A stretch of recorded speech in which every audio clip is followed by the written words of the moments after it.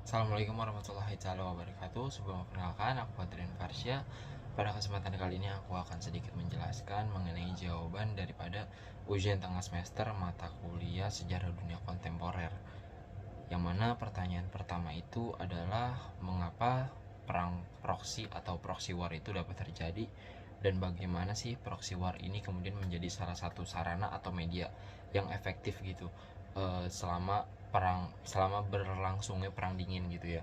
Nah, perlu diketahui gitu ya bahwasannya secara umum mungkin teman-teman udah tahu gitu ya kan, bahwa proxy war sendiri merupakan perang yang dilakukan oleh negara-negara yang memiliki kekuatan cukup besar gitu, namun tanpa terlibat secara langsung.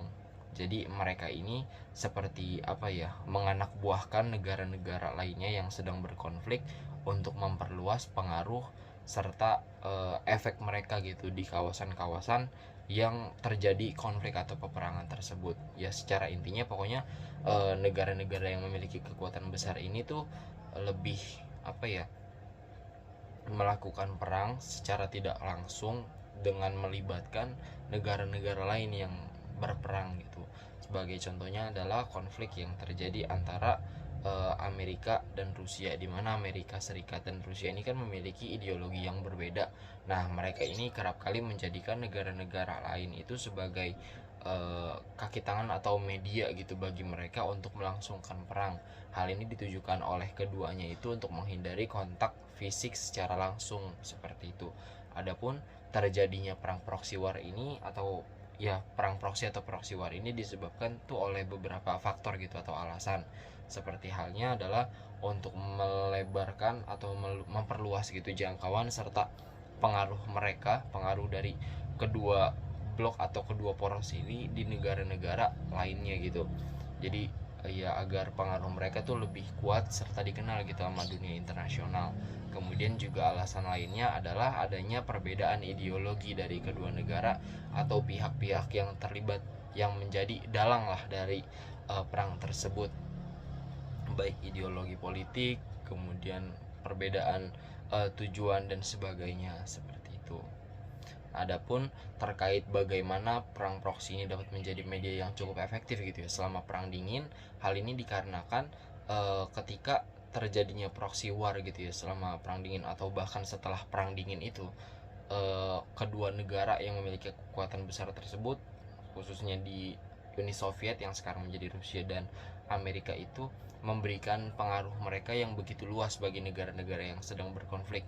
Semisalkan yang ada di kawasan Korea Selatan dan Korea Utara, di mana kedua Korea tersebut sebelumnya merupakan satu kesatuan yang utuh, tapi karena terdapat perbedaan ideologi antara satu bagian dengan bagian yang lainnya, dan disitulah Uni Soviet dan Amerika Serikat itu ikut campur gitu untuk membenahi sekaligus mendukung satu pihak dengan pihak yang lainnya, yang kemudian pada akhirnya memecah Korea itu sendiri seperti itu.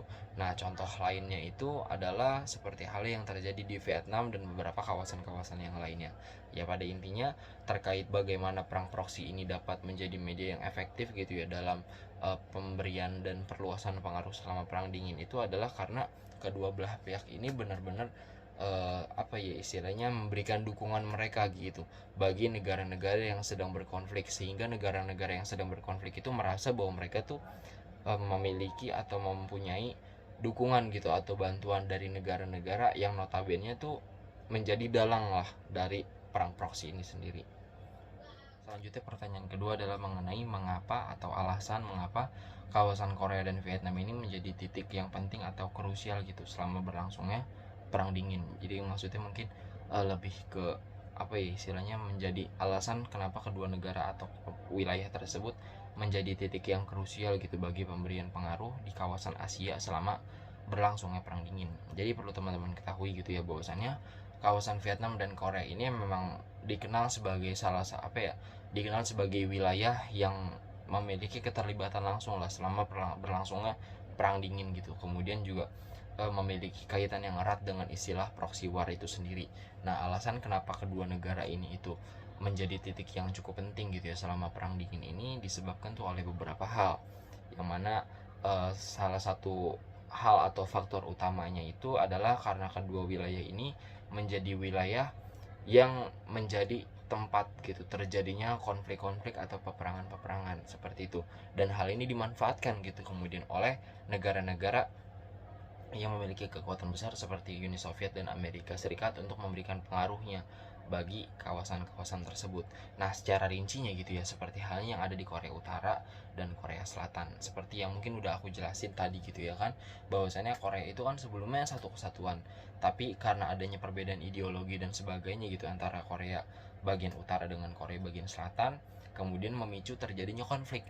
Dan hal ini kemudian memberikan apa ya, memicu gitu perhatian serta dukungan dari kedua blok atau poros negara-negara kuat tersebut, yakni Amerika dan Uni Soviet, di mana Uni Soviet ini sebagai negara komunis mendukung Korea bagian utara dan Amerika Serikat mendukung kawasan Korea bagian selatan seperti itu. Nah, tujuan utama daripada kedua negara ini juga alasannya adalah karena kawasan Korea saat itu selain kerap terjadi konflik, mereka menilai bahwasannya kawasan Korea ini memiliki sumber daya manusia yang akan apa ya, memiliki kualitas yang cukup tinggi, sehingga penting bagi mereka gitu untuk kiranya dapat mengambil alih sekaligus memberikan andil mereka lah bagi perkembangan Korea itu sendiri. Sampai pada akhirnya karena perpecahan tersebut hingga saat ini gitu ya, Korea masih menjadi negara yang terpecah belah, yakni yang kita kenal dengan Korea Utara dan Korea Selatan. Kemudian di Vietnam sendiri gitu, seperti yang kita ketahui juga gitu ya kan, bahwa mungkin sebagian orang ketika mendengar kata Vietnam, yang terlintas di dalam benaknya adalah perang Vietnam yang melibatkan antara Vietnam dengan Amerika, dimana sebenarnya di dalam perang tersebut tuh nggak cuma perang antara Vietnam dengan Amerika saja. Jadi di kawasan Vietnam tersebut sempat gitu terjadi konflik antara kawasan Vietnam Utara dengan Vietnam Selatan, di mana keduanya ini memiliki ideologi serta tujuan yang berbeda gitu, kepentingan yang berbeda lah pada intinya, di mana pada akhirnya hal ini juga dimanfaatkan gitu oleh Uni Soviet dan Amerika Serikat untuk turut memberikan pengaruh mereka di kawasan-kawasan tersebut. Nah, terlebih kawasan Vietnam ini dikenal sebagai salah satu kawasan di Asia yang memiliki sumber daya alam yang berkualitas sekaligus melimpah, sehingga ya bagi mereka mungkin dianggap hal ini sebagai salah satu hal yang dapat memberikan benefit gitu bagi negara dan perkembangan perekonomian negaranya gitu. Sampai pada akhirnya kedua wilayah tersebut eh, saling mendapatkan dukungan dan berperang antara Vietnam Utara maupun Vietnam Selatan, dan diakhiri dengan bersatunya gitu kawasan kedua belah Vietnam tersebut menjadi satu kesatuan yang utuh di bawah pimpinan komunis atau Uni Soviet. Nah, selanjutnya adalah bagaimana sih dampak perang dingin bagi politik luar negeri di Indonesia.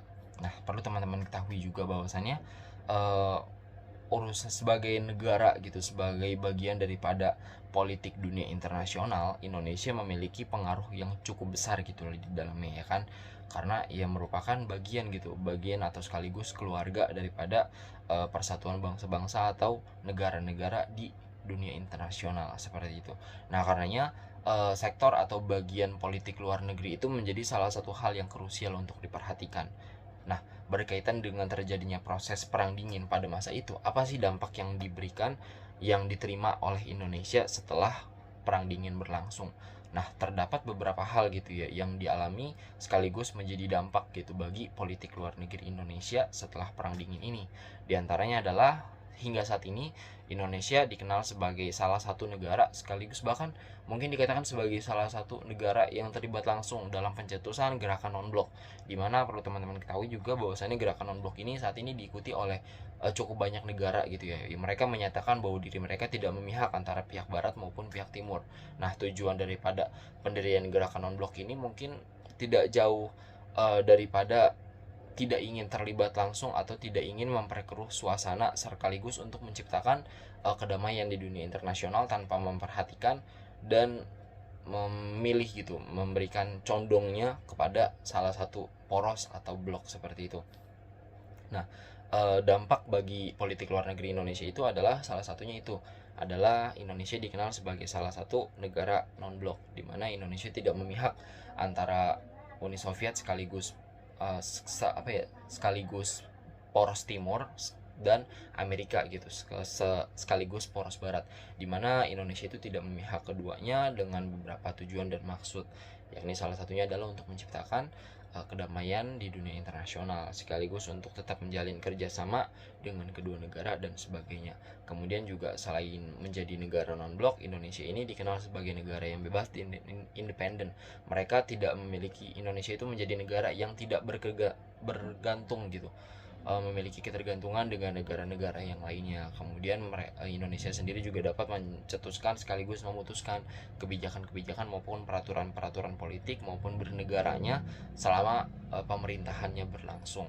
Selain itu juga dampak daripada perang dingin bagi Indonesia terhadap sektor luar negerinya sendiri adalah, perlu diketahui juga bahwasanya Indonesia kerap kali gitu menerima bantuan, baik bantuan sosial, ekonomi, politik, pertahanan, bahkan hingga militer, kerap bekerja sama dan sebagainya dengan Amerika maupun Uni Soviet.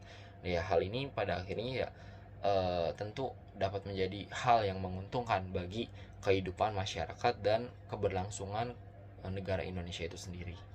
Nah, pertanyaan yang keempat adalah terkait bagaimana sih cara yang diterapkan oleh negara-negara merdeka, negara-negara yang baru merdeka di kawasan Asia Afrika ini, di kawasan Asia dan Afrika, untuk menunjukkan eksistensi mereka lah di dunia internasional sebagai negara yang bebas atau telah memerdekakan negaranya.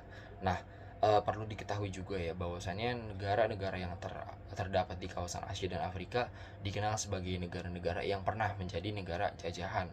Karenanya penting bagi mereka gitu untuk memerdekakan negaranya. Di samping itu mereka juga perlu gitu mencari simpati sekaligus pengakuan dari negara-negara lain, khususnya dari dunia internasional, bahwa mereka itu ada dan telah merdeka. Nah, tujuannya ini adalah untuk menyatakan diri mereka bahwasannya ke dunia, bahwasannya mereka itu adalah negara yang bebas, negara yang merdeka dan tidak lagi terlibat sebagai negara jajahan.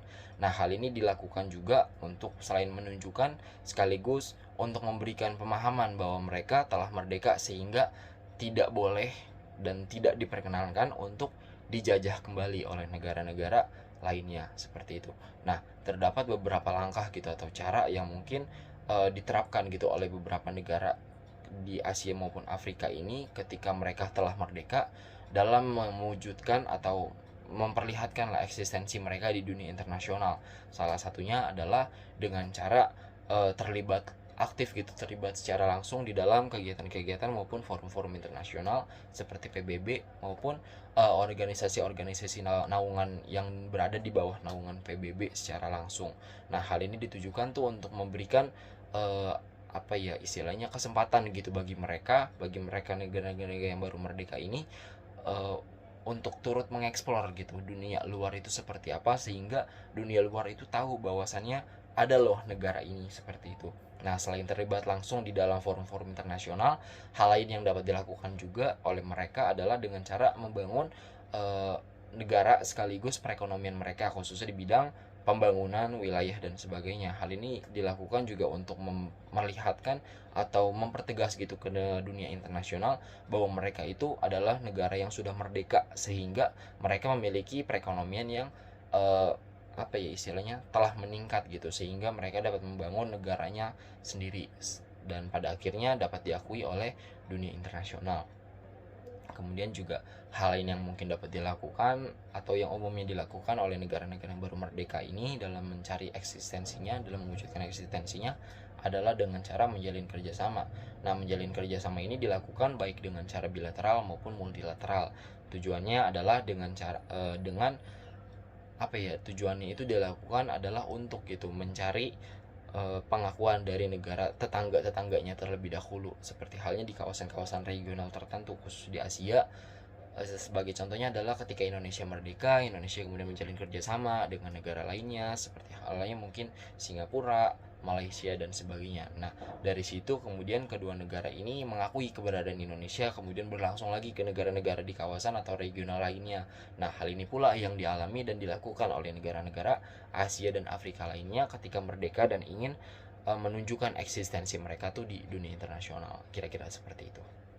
Nah, pertanyaan terakhir adalah terkait bagaimana sih perbedaan gitu antara organisasi-organisasi regional di kawasan Asia dan Asia Afrika dengan yang ada di Eropa gitu, serta apa tujuan daripada pembentukan organisasi-organisasi regional tersebut. Nah, di kawasan-kawasan Asia dan Afrika dan Eropa sendiri terdapat gitu ya beberapa organisasi-organisasi regionalnya masing-masing. Nah, organisasi regionalnya ini didirikan dengan tujuan dan maksudnya tertentu sesuai dengan kebijakan dan peraturan sekaligus cita-cita yang hendak mereka capai. Nah, sebagai kawasan yang menjadi kawasan banyaknya negara-negara yang pernah dijajah oleh bangsa barat, kawasan Asia dan Afrika ini memiliki cukup banyak gitu organisasi-organisasi regional. Nah, tujuan mereka diantaranya adalah lebih condong kepada pembangunan perekonomian seperti itu, kemudian menjalin kerjasama, menjaga perdamaian di kawasan-kawasan tersebut sehingga meminimalisir terjadinya perang ataupun konflik dan sebagainya. Nah, tujuan utama daripada pembentukan organisasi regional di kawasan Asia dan Afrika ini pada akhirnya ya pada awalnya adalah untuk menciptakan kestabilan gitu, baik kestabilan politik, perekonomian, sosial dan sebagainya. Kemudian juga untuk menjalin kerjasama sehingga mereka-mereka ini yang baru merdeka dapat turut diakui eksistensi dan keberadaannya oleh negara-negara regionalnya terlebih dahulu sebelum akhirnya diakui oleh dunia internasional. Berbeda dengan Eropa yang notabene menjadi negara-negara yang kerap melakukan penjajahan.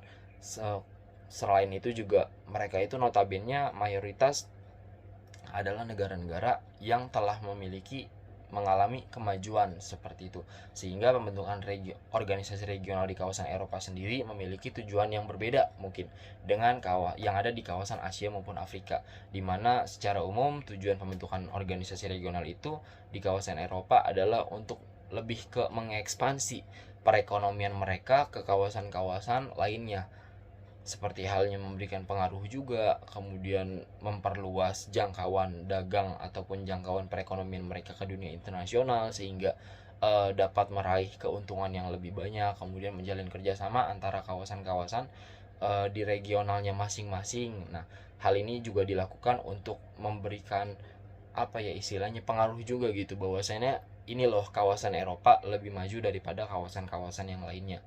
Nah, terlepas dari itu juga pembentukan organisasi regional di kawasan Eropa sendiri ya mungkin ada beberapa tujuan yang gak jauh berbeda dengan yang ada di kawasan Asia dan Afrika, di mana pembentukannya itu juga dilakukan untuk menciptakan kestabilan politik, kemudian menjalin kerjasama baik di kawasannya masing-masing maupun dengan kawasan yang lainnya, seperti halnya yang sekarang terjadi gitu ya bahwasannya cukup banyak gitu ya sekarang organisasi regional di kawasan Eropa tuh yang udah menjalin kerjasama dengan organisasi regional yang ada di kawasan Asia maupun Afrika. Nah, hal ini dilakukan oleh mereka ya untuk memberikan pengaruh sekaligus perluasan juga pada akhirnya ya untuk mencari keuntungan dan profit yang lebih besar daripada sebelumnya, sekaligus memberikan perluasan pengaruh daripada ideologi sekaligus apa yang mereka yakini, sehingga pada akhirnya mereka dapat diakui gitu sebagai negara yang kuat sekaligus menjadi negara yang lebih maju daripada negara-negara yang ada di regional lainnya,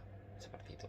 Mungkin kiranya cukup itu saja yang bisa aku sampaikan terkait jawaban ujian tengah semester mata kuliah sejarah dunia kontemporer ini. Kurang lebihnya mohon maaf. Wabillahi taufiq walhidayah. Wassalamualaikum warahmatullahi wabarakatuh.